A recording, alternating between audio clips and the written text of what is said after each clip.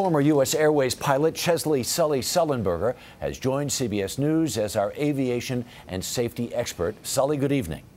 Good evening, Harry. Good to be with you. Captain Sullenberger, from the data available, what's the most important thing you've been able to discern from what happened to that Air France flight?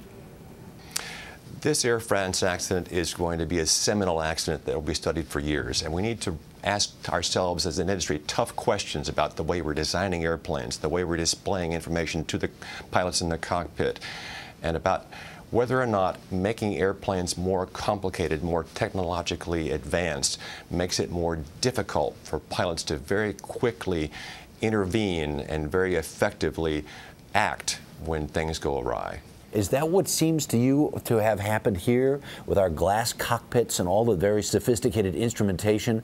These pilots lacked some of the basic knowledge they needed in order to right this jet?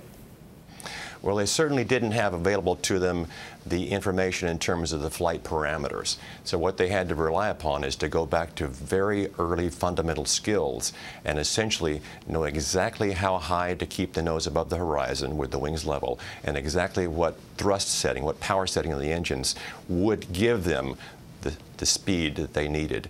Sully, help us understand this. When you were piloting the U.S. Airways flight, you were thrown into a life-threatening emergency. Does it compare in any way with what happened on the Air France plane? Well, the time frames are similar. However, we had the huge advantage of having the daylight. The visibility was good. I could see the Earth's natural horizon. I knew which way was up. All my speed sensors still worked.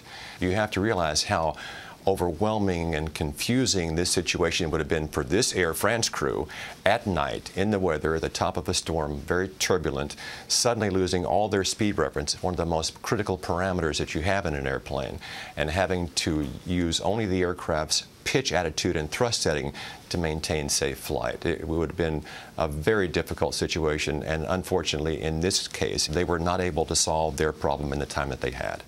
Captain Sully Sullenberger, thank you very much for your expertise tonight. My pleasure, Harry, anytime.